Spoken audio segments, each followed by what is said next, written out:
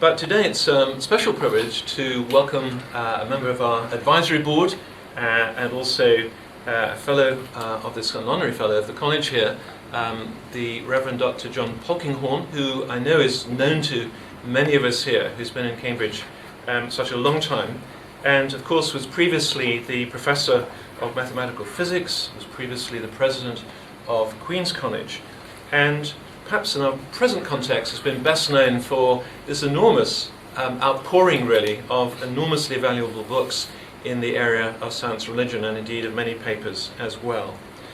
So Professor Polkinghorne is perhaps one of the best known figures internationally in the whole science and religion field at the moment, and therefore we feel very privileged to have him here today, and he's going to speak to us on this broad topic of how does God interact with the world. Thank you, John. Well, thank you, Dennis. It's a pleasure and privilege to be here and to kick off this interesting series of seminars that lie ahead of us. Now, Christian theology speaks about God as Father, not of course because we think that God's an old man with a beard above the bright blue sky, but because when we use human language in some stretched sense, to try and use our finite resources to speak about the infinite reality of God, we feel the right direction in which to stretch the language is a personal direction rather than an impersonal direction. God is better spoken of as Father than as Force, for example. And the reason for that is that persons respond in different ways to different circumstances. But forces, like gravity, of course, act totally disregarding any change in circumstance. And we believe that God interacts with the world in a way that is suitable and adjusted to what is going on in the world. When the theology tries to think about God's interaction with creation, it has to try and steer a course between two extreme and unacceptable positions. One extreme is the picture of God simply as a spectator of what's going on. That's the deistic picture. The God who sets the world in being and then just stands back to watch and see what's going to happen. That's an unacceptable picture of God's relationship to creation, but equally unacceptable is the other extreme. God is the sort of cosmic tyrant, the one who causes absolutely everything to happen, who never relaxes a grip on creation's history. Creation is not God's puppet theatre, and God, the Creator, is not the divine puppet master pulling every string. And the reason that God is neither an indifferent spectator nor a manipulative puppeteer is the same reason for rejecting both of those extremes, is that God actually, we believe, is the God of love. And the gift of love is always going to be some form of due independence to the objects of love. Independence, but of course not indifference. And so there will be some form of interaction. And that's what we're going to try and think about.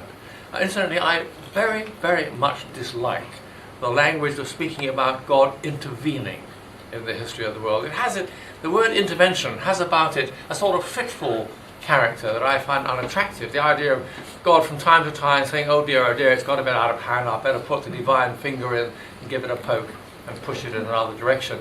God's relationship with creation will be ongoing and continuous. It will adjust to changing circumstances, but it will not be, in any sense, episodic or fitful. So I don't like intervention, but I do like the word interaction. And I believe that God interacts with creation, though God does not overrule the freedom that God has given to creatures. And different kinds of freedom, different kinds of independence are given to different kinds of creatures. Free will to human beings, but also tectonic plates are allowed to be themselves, to behave in accordance with their natures, and that does mean both that mineral resources will well up from the joins of the plates to replenish the resources of the surface of the earth, but also that sometimes plates will slip and produce, of course, the devastation of an earthquake or a tsunami.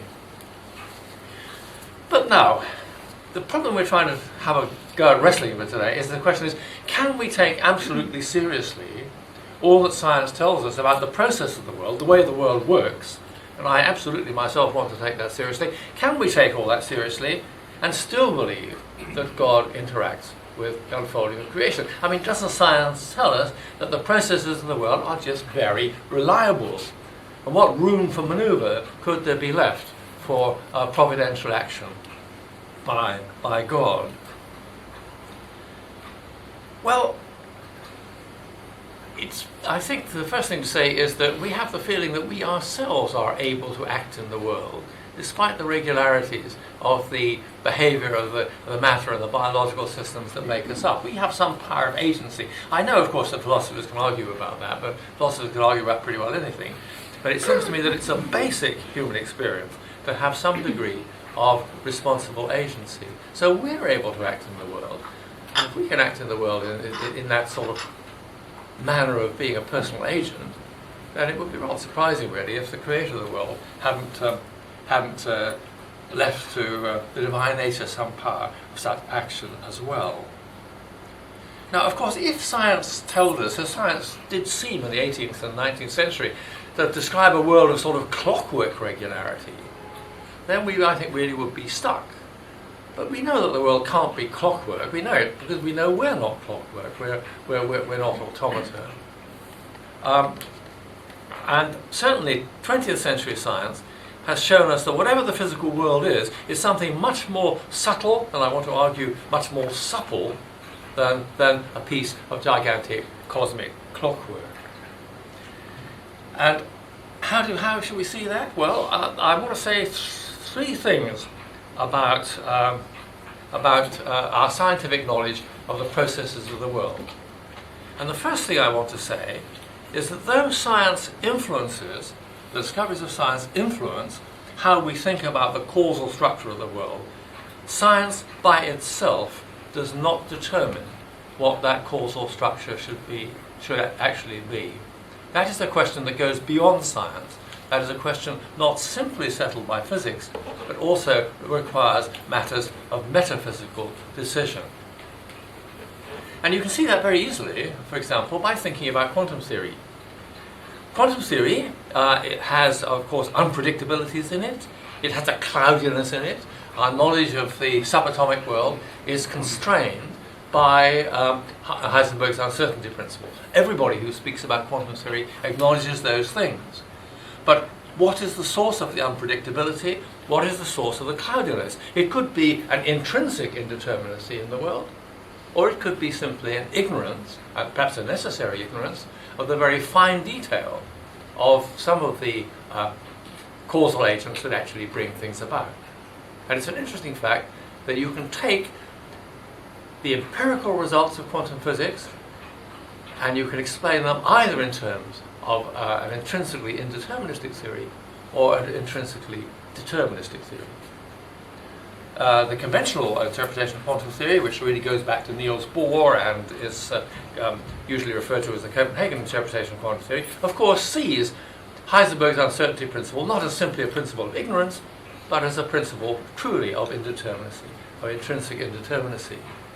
And I actually am of that persuasion myself, but you don't have to interpret the world that way. There is an equally empirically adequate interpretation of quantum theory, as successful in explaining experimental results as the conventional interpretation, due to that very clever man David Bohm, which sees the unpredictabilities of the world and its cloudiness as due simply to the ignorance of hidden variables that, when taken into account, determine actually what's going to happen.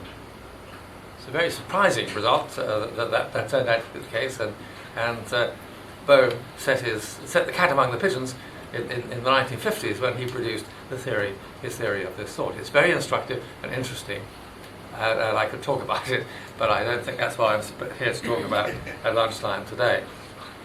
Now, how should we choose between those two theories? Shall we go with Bohr and indeterminacy? Shall we go with Bohm and necessary ignorance? Experiment will not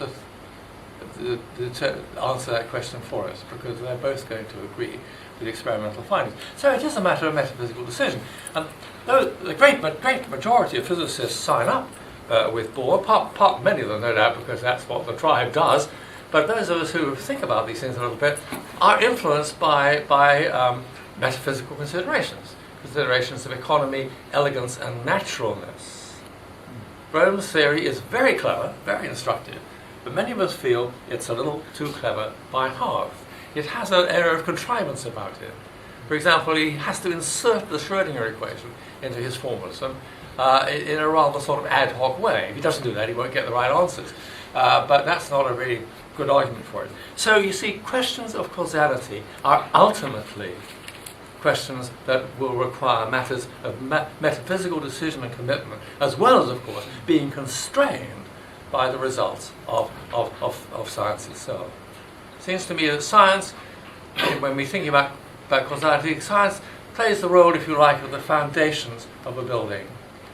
They constrain the edifice that can be erected upon them, but they do not determine the form of that edifice.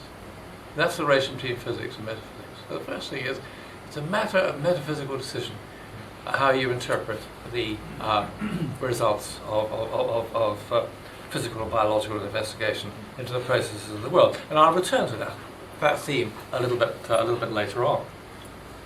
The second thing I want to say about our knowledge of our scientific knowledge, our physics knowledge of the processes of the world, is that though it is very good in many specific domains, it is very patchy when we try and put different domains together to produce a global picture of what's going on in the world.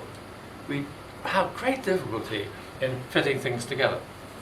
I'll give you just three quick examples of that, all in fact drawn from quantum physics. First of all, there's the measurement problem in quantum theory. I bet many of you will know what that is. It's simply this. Quantum theory says that you can have an electron, for example, in a state that is a counterintuitive, quite unpicturable, but nevertheless realizable mixture of being here and being there. But of course, if you have an electron in that sort of state and you actually decide to intervene experimentally, to interrogate it, to measure its position, to say to the electron, where are you? You will get a definite answer on each occasion of that inquiry. You'll either get the answer here or you'll get the answer there. And the theory is capable of calculating with very great exactitude the probabilities in a given situation leading those two different answers. But what is it that on a particular occasion determines that you get that particular answer? Why is it that it's here this time rather than there? Well, it's about 80 years since the modern quantum theory came to birth and those astonishing discoveries of the mid-1920s, and it's rather shaming for a quantum physicist to have to say that we still do not have a wholly satisfactory or widely agreed answer to that question. There's a whole variety of different mutually incompatible, I might say, whole variety of different suggestions that have been made, none of which is wholly satisfactory, none of which has commanded universal assent. In other words, when we think about measurement, in some sense you could say it's connected, it's concerned with a connection between the fitful world of quantum theory and the reliable world of everyday classical measuring apparatus. And how do those two worlds fit together? How does the measuring apparatus produce a definite result on a specific occasion? The answer is we don't know. So there's a sort of extraordinary gap, really, in our knowledge, and it's not for want of trying, I must say. Then there's this question of how quantum theory relates to another very, very surprising discovery of unpredictability in modern physics, namely chaos theory. You know, chaotic systems are essentially macroscopic systems, but they are extraordinarily sensitive to the most exquisite detail of circumstance. Their future behavior depends upon very increasingly, as you go further into the future, on increasingly more infinitesimal and more subtle matters of detail. And in fact, your average chaotic system very soon will come to depend upon details, or would appear to depend upon the details of circumstances that Heisenberg's uncertainty principle simply forbids you to know. So you might say, that's great. Here we have a very nice way of embedding everyday experience, the sort of chaotic systems, with extreme sensitivity to intrinsically unpredictable quantum events. It's a way of producing, put the two together, and you've got a sort of very flexible sort of physical theory. And it's an attractive thought to try and do that. But in fact, nobody knows how to do it. Quantum chaology has not yet achieved a fully formulated status. And the reason for that is quite simple. It is simply that quantum theory and chaos theory are incompatible with each other. Quantum theory has a natural scale to it, set of course by Planck's constant. But chaotic dynamics is essentially fractal in its character. And fractals, of course, are entities that don't have a scale. They're the same all the way down, so to speak. So you're trying to put together a theory with a scale, namely quantum theory, and a theory without a scale, namely chaos theory, and of course the two don't fit onto each other. So there are unresolved problems. There's a further patchiness in thinking about how the macroscopic chaotic domains relate to microscopic quantum domains. And then finally, of course, there's a very well-known difficulty, possibly nearing its solution these days, who knows. Blog of the Generation is a little bit more quizzical about suggestions than the generations of young Turks who are really driving theoretical physics these days. The two great discoveries of fundamental physics in the 20th century were quantum theory on the one hand and general relativity on the other. And normally, of course, they get along independently of each other. Quantum theory is concerned with small things and general relativity with big things, and so they don't impinge upon each other, but they certainly will impinge upon each other in the very early universe. We need general relativity for cosmology, and the very early universe is pretty small, and we need quantum theory as well. And the total reconciliation of quantum theory and general relativity is still possibly tottering on the brink of realization, but has not yet fully been achieved. If you do it in a perfectly straightforward way, you just get nonsensical and infinite answers. Maybe superstring theory, maybe M theory, all these very clever, very brilliant ideas that people have. Maybe that's the solution to that problem, or maybe not. The string theorists are very clever, but they are aiming to second-guess nature more than 15 or 16 orders of magnitude beyond anything in which we have direct experimental experience. And the lessons of history are strongly against that ambitious project actually proving successful. Usually there's something up nature's sleeve that we don't think of except under the impulse of nature. So it seems to me that we don't have an integrated view, even from physics, of the causal structure of the world. It's patchy, and there are unresolved problems. I don't rejoice in that at all, but it isn't sensible to pretend that isn't the case. And of course, the third thing I want to say about the causal structure of the world is that perhaps, again, one of the greatest discoveries of 20th century physics was exactly what I've been taking for granted so far, the discovery of the existence of intrinsic unpredictabilities in physical process. First of all, discovered subatomic processes through quantum theory, and then, of course, with macroscopic processes through chaos theory. Now, what are we to make of that? Well, that takes us back to this question of metaphysical decision. Unpredictability is, of course, a property, is an epistemological property. It's a property of what you can know, or rather what you cannot know, about the future behavior of the systems that you're talking about. And there is, of course, no inevitable link between epistemology, what you can know, and ontology, what is the case. It's one of the celebrated problems of philosophy, perhaps the central problem of the philosophy of science. What attitude should we take about the relationship between epistemology and ontology? And of course, very, very varying answers have been proposed. I mean, at one extreme, you have the Immanuel Kant and followers who say we're really lost in a fog. And out of the fog loom the appearances of things, but we don't know things in themselves. We don't have access to that. That's a pretty pessimistic view, that knowledge really doesn't tell us what things are like.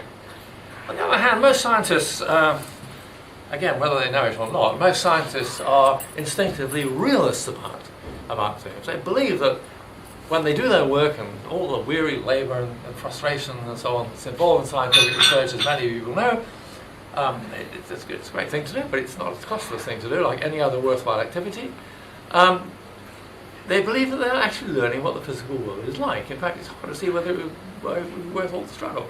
We didn't feel they were actually learning what the structure of the world is going to be. So most scientists, instinctively or consciously, are realists. They believe that what you can know, or what you cannot know, is a reliable guide to what is the case. They want to link epistemology and ontology as intimately to each other as is possible. If you take that point of view, then you're going to choose a metaphysical option to interpret unpredictabilities as signs of some form of just not ignorance, not simply ignorance, but some form of ontological openness in the structure of the world. That's a very conventional thing to do with respect to quantum theory. As I've already said, most quantum physicists interpret Heisenberg's uncertainty principle not as a principle of ignorance, but as a principle of ontological indeterminacy. Electrons don't have precise positions and precise momenta at the same time. So that's a natural policy to pursue. It's been far less popular policy to pursue in relation to chaos theory. I've been rather of the opinion that it's a good strategy to try and follow there, but there hasn't been a stampede in that direction. I think it would be fair to say. I think partly that's because people have simply been bewitched by the Newtonian deterministic equations from which chaos theory was initially discovered. They are, of course, deterministic equations, and so people talk about deterministic chaos, and mathematically that's certainly correct in relation to analysing, say, the three-body problem in the mutual gravitating system, which has chaotic phases. But of course we know that physically, we know the Newtonian equations aren't right anyway. They can't be the tail that wags the dog in relation to these things. And I think we should have a little bit more metaphysical boldness and be prepared to take the metaphysical option of interpreting intrinsic, because we're talking about intrinsic predictabilities. We're not talking about things that with a little bit more accurate measurement or a little bit more exact calculation would remove. We're talking about things that just are barriers which we can't get over. We should take them seriously, I think, as ontological indicators of an openness in the structure of the world. By openness, I don't, of course, mean that the future is just some sort of random lottery. I'm quite a strong believer in the principle of sufficient reason. I think there are causes that bring about the future. But I think that the range of those causes, the scope of those causes, is wider than simply the conventional physical science picture of the exchange of energy between constituents. If you think about complex systems, and you think about chaotic systems, they display in their totality quite astonishing properties that you would never ever have guessed from thinking about the constituents. They have self-organization, self-organizing powers, patterns of behavior emerge from them which are realized in the systems as a whole, and which, as I say, are unforeseeable in terms of just thinking about the constituents. That encourages one, I think, to think that there are not simply bits and pieces, reductionist causal principles at work in the world, as of course there are, and they're certainly important, but I think that we have good reason to think they don't soak up all the causality in the world, and that they're also holistic causal principles, concerned not so much with energetic transactions and exchanges, but with pattern-forming influences of a sort of informational kind. So we can have a sort of, we need a sort of a richer spectrum of possibility when thinking about the causal structure of the world. Exchange of energy between constituents, certainly part of the story, but also pattern-forming, active information, if you like, structuring the world.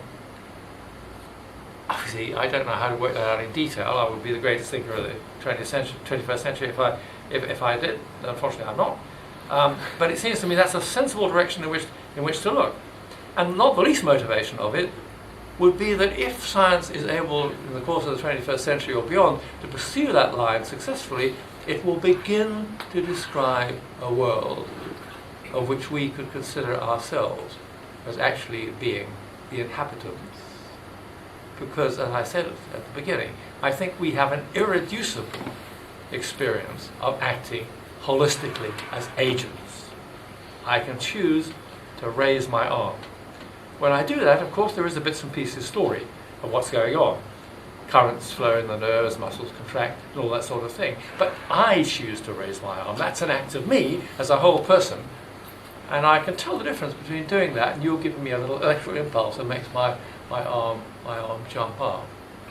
And if science can describe a world of sufficient flexible causal openness to the future that it can accommodate us and our experiences of being agents, then I think that will be a gain, not for us, because we know we're agents, but for science.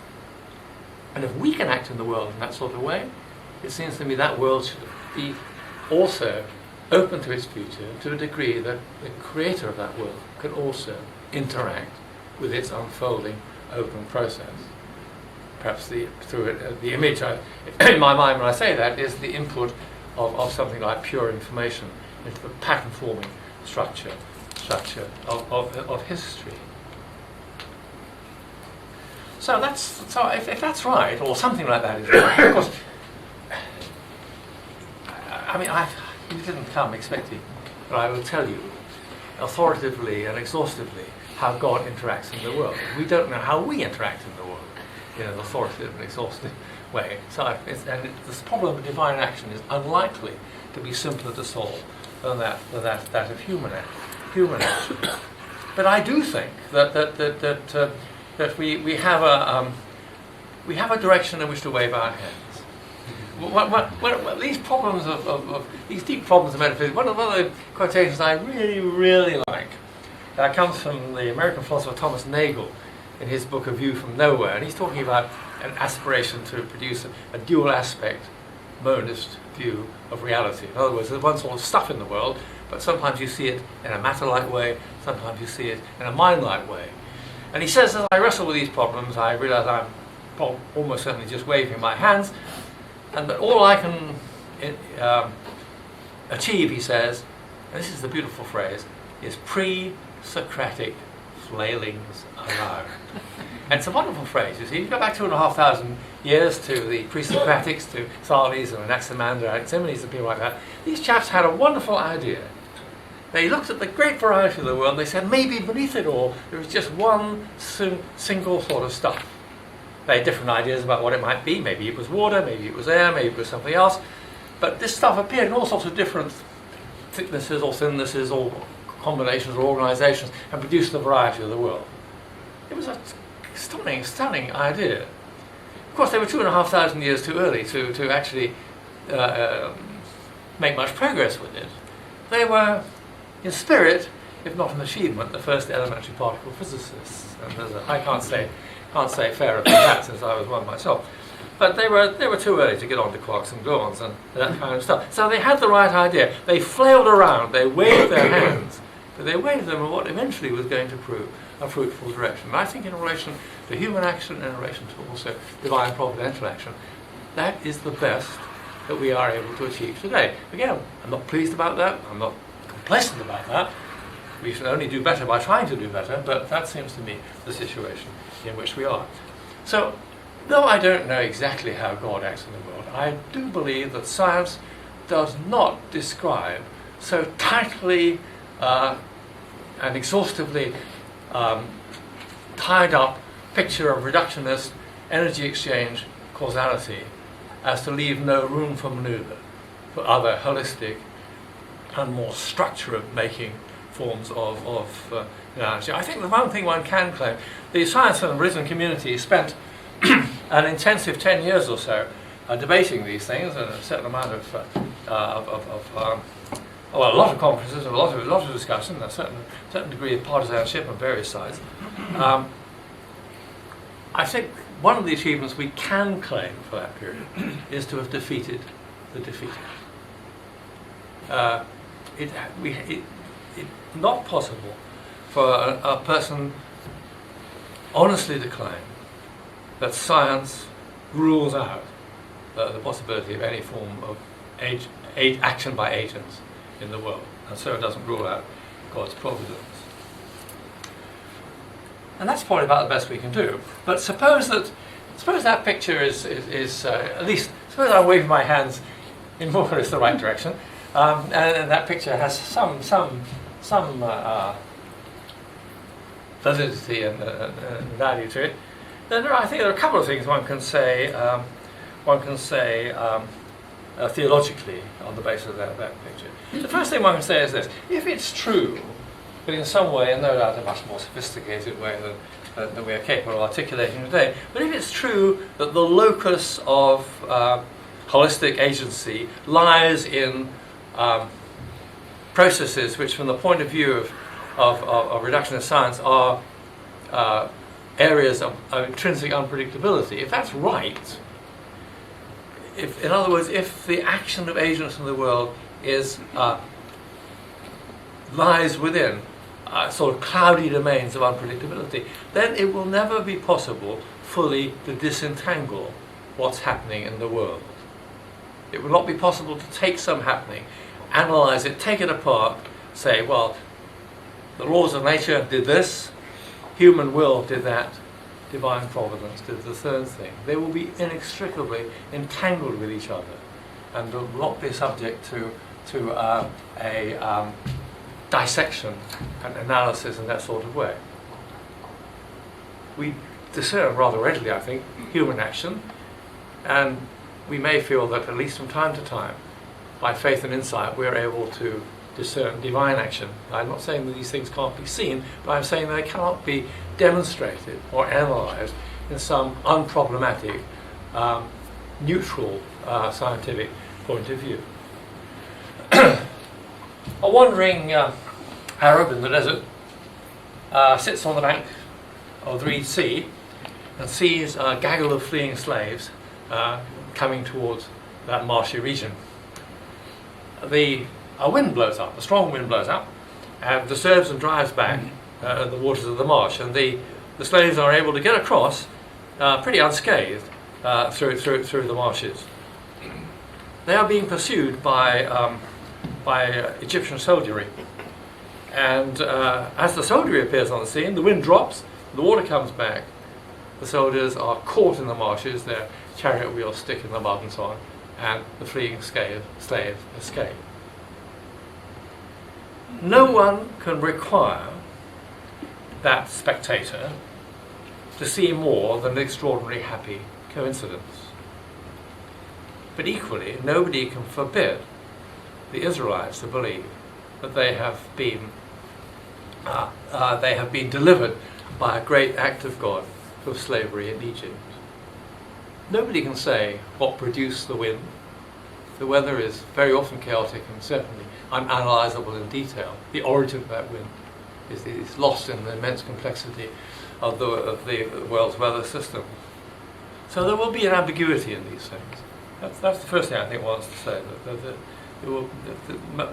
there will be an intrinsic entanglement that means that there is no knockdown, incontrovertible analysis of a deeper kind that reveals meaning and purpose in what's going on. That has to be discerned in a different way. The other thing I want to say is, of course, that I will argue that the world is not clockwork, it is something more subtle and more supple than clockwork. But equally, of course, there are clockwork bits in the world. Not everything is chaotic, not everything is unpredictable. I'll bet you anything, the sun's going to rise tomorrow morning, and I bet you it's going to rise whatever the time is that's put in our diaries. So there are regular parts of the world, and theologically, of course, it's been, since Hebrew times, it's been conventional to see things like the succession of the seasons and so on as signs of God's faithfulness, the regularity of the world reflecting the faithfulness of the Creator. So there are some clocks in the world, even if there are also lots of unpredictable clouds in the world. And that means that there are some things that God will do, but not everything that God will choose to do, because God ordains a sufficient degree of regular order in the world. And that means that there are some things that it is not sensible to pray for and to ask God to do. And that was recognised long ago by that clever man Origen, he lived in Alexandria, you remember, a very hot sort of part of the world, and he said it is not sensible to ask for the cool of spring in the heat of summer.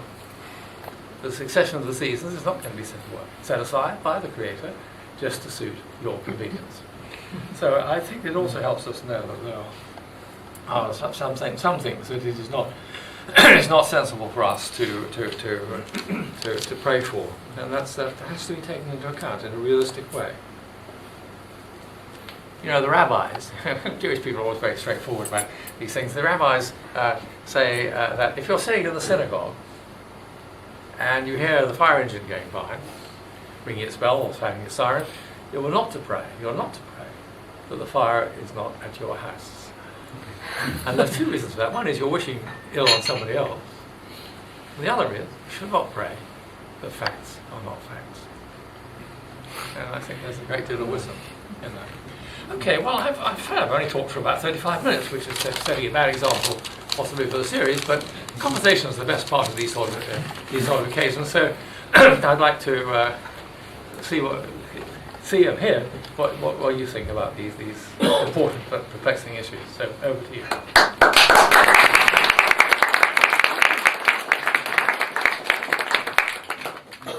Sarah.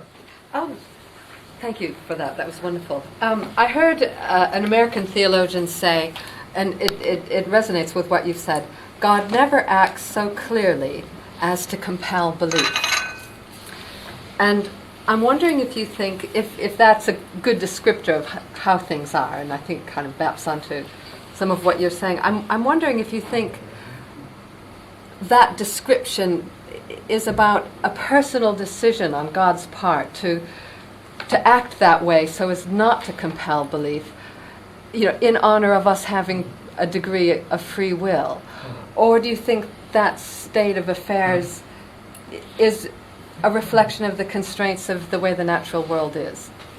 Well, that's an interesting question, that God does not act through such an unveiled way as to compel belief. I think that's an important insight, certainly about the world in which we live. I think it's important to recognize that this creation exists at some distance from its creator. God is veiled from view. And I think the reason is exactly what you said, that the naked, infinite presence of God would overwhelm finite creatures, and we would just be swept along willy-nilly and have no option about it. And if God is the God of love, God is looking for some form of freely willed response. So I think that this world is a world lived at some epistemic distance from its creator. I don't think God is totally makes no revelatory or providential interaction with the world, but it's in a veiled way. I also believe that God's purposes in creation are actually intrinsically two-step, and that this world, the world of the old creation, as Paul would have described it, will eventually give way to the world of the new creation, a world in which God's presence will be more directly discernible than in this world.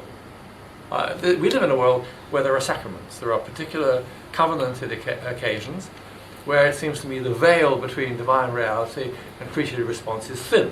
But thin.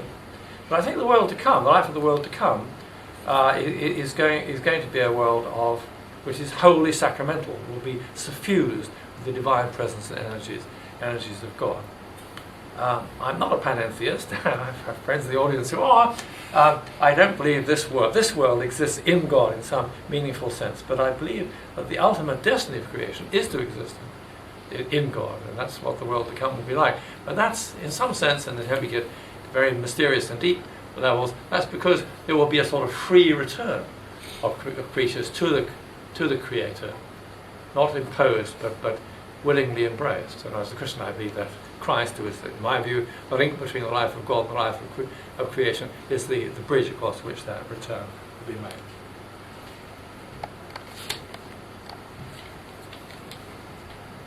Other questions? Obviously, something to disagree with, but I think, yes, Derek. Well, could someone argue that you want it both ways? that God doesn't intervene to stop the sun rising in the east every day, and you would expect him to. But if you pray, you might expect God to intervene in some smaller matter of human life, an illness, for example. So how do you decide where God's intervention is appropriate and when it's not?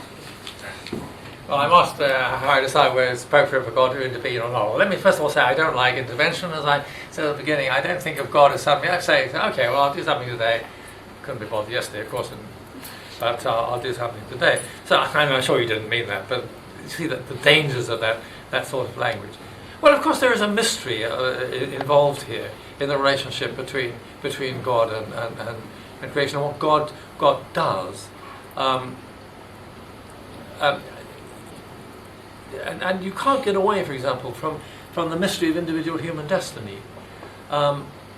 Suppose somebody is very, very seriously ill, and the church prays for that person to receive healing, which essentially is asking for wholeness in the experience that's come to them.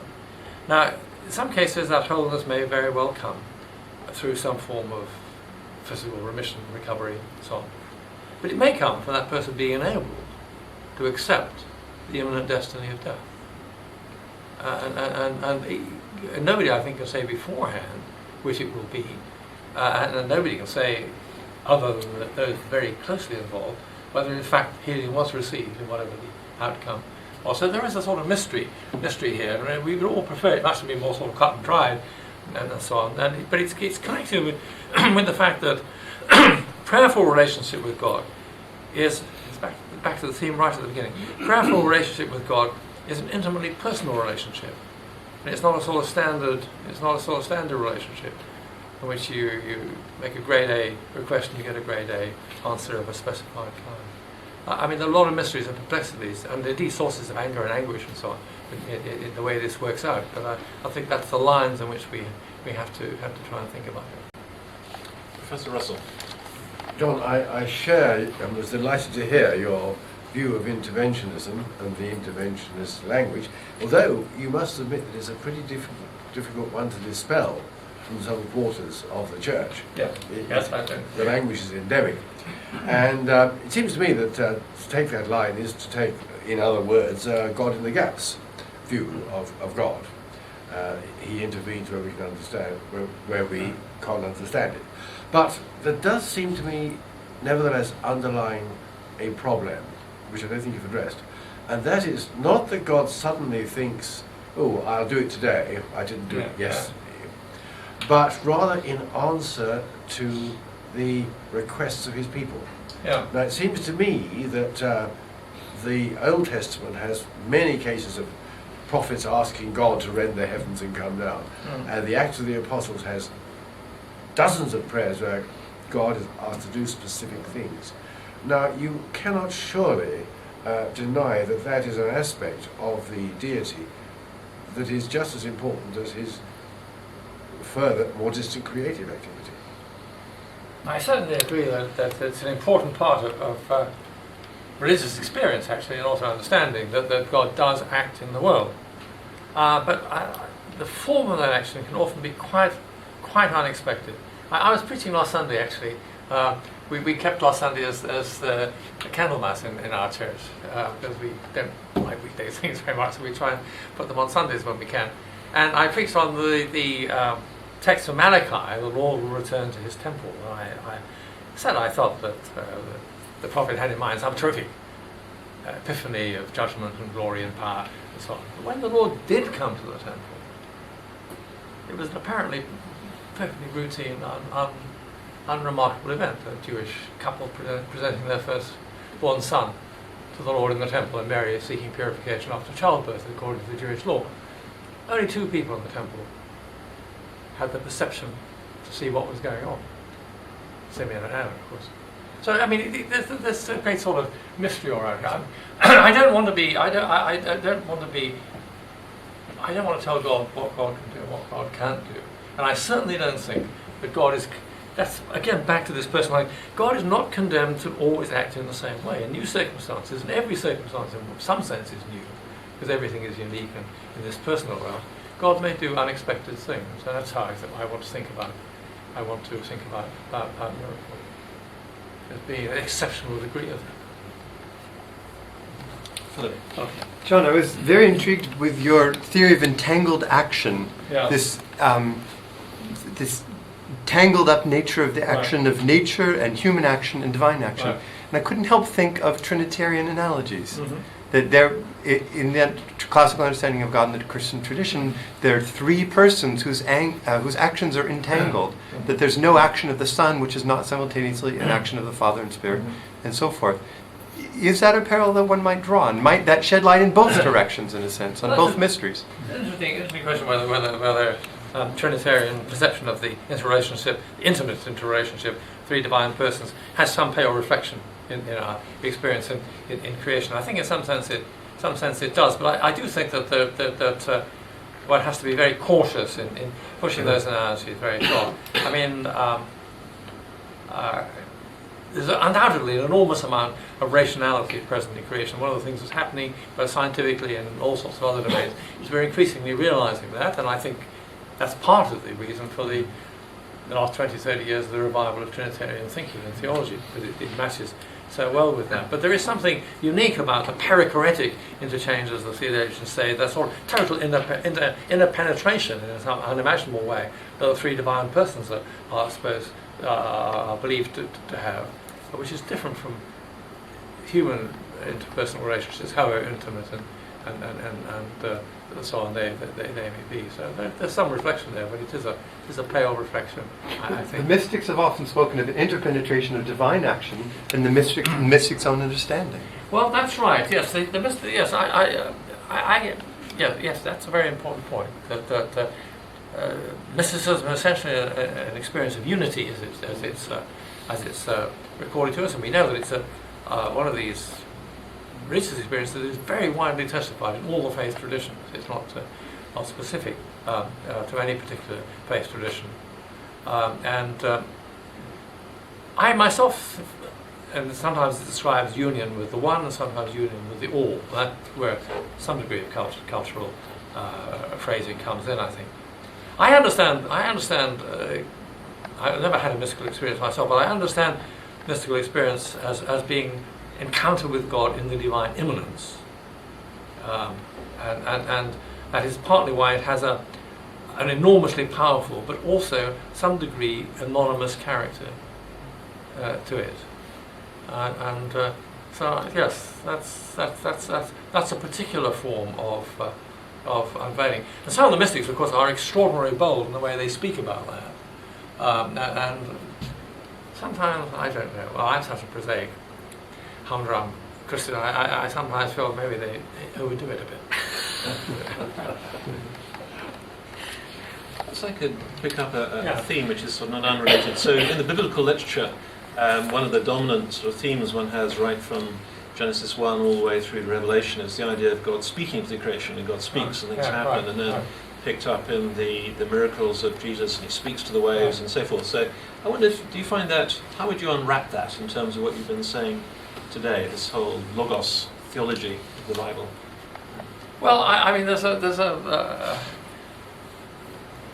simple way of picking that up, which may have an element of truth in it. God is, as you say, depicted very often as acting through utterance, utterance rather than power. I mean, sometimes there are pictures of struggle, of subduing the waters of chaos and things like that. But sometimes it's just God speaks and it's done. And I suppose that's, if you like, you could say that is active information, input of active information, in an extraordinarily powerful and unique way. So there's a little bit of resemblance to some of the things I've been struggling today here this lunchtime. That God doesn't act simply by acts of energetic power. I mean, it's a bit like old Elijah on the mountain. You know, there's the earthquake, there's the fire, all sorts of fantastic, energetic, physical phenomena. But God isn't doing any of those. It's the still small voice. Utterance again, the still small voice, which God speaks to Elijah. Yeah. Do you think that God intervened, I don't like the word, influenced the process of evolution at some stage to create man and give him dominion over the other species? Well, I think that the process of evolution is probably pretty complex. I mean, undoubtedly, of course. I mean, there's descent with modification. Undoubtedly, it seems to me natural selection has been an important causal feature of what's going on. It seems to me far from clear that it's the only scientifically or any other way, far from clear that it's the only causal influence that's been going on. And it seems to me that people who assert that it absolutely must be are as fundamentalist as people who assert it absolutely cannot be. And they deserve each other, in my opinion. And that's another story. So, I mean, for example, I mean, there are these very interesting ideas that Simon Conway Morris has about conversions. Certain types of structure are both functionally apt and biologically accessible, and the possibility space for the development of life is narrower than one might just think in that sort of way. There are the ideas of Stuart Kaufmann and the complexity theorists that say that self-organizing principles are at work in the world, holistic principles, self-organization, and they tend to produce certain types of structure again. I mean, they don't just produce random patterns, they produce certain types of patterns. These are very promising and interesting ideas. Which seem to me a great pursuant to a great deal simply through more careful and open-minded scientific investigation. And it seems to me likely that the story is a bit more complex. I don't think for a minute that it was laid down from all eternity that five-fingered Homo sapiens should appear on the scene. I mean, there is undoubtedly a contingency in the world. Might have had 6 fingers. Maybe some probably, but they might have had 6 fingers. But that self-conscious being has appeared in the universe, seems to me, in some sense built into the soul. And as you know, Simon Conway Morris thinks that if there are external intelligence out there, that if and when we meet them, they're going to look fairly like us. They're going to be recognisable. They're not going to be weirdies. They're going to be sort of a bit like us, because that's the only option. That's the only game in town. This morning, he may or may not be right about that. I don't know, but I'm just a physicist. But so I think there's more to it. And if you believe that God does interact with the unfolding history of the world, then there may have been, in fact, I would say almost certainly would have been a degree of providential guidance of the unfolding history of evolution. But it doesn't mean to say that God did it in the simple anthropomorphic pictures of the Hebrew scriptures, but it would be very odd really if God does interact providentially and God didn't have some sort of hand. But again, not an overweening, not an overruling, not a puppeteering hand in the evolution of life. Any other questions? We've got 2 or 3 minutes left. If anyone has any other burning question. Good. Well, I think we worked John very hard indeed, and I think all that remains to me is to really, on our behalf, to thank him very much for a great talk and some very stimulating discussion and questions. So thank you very much.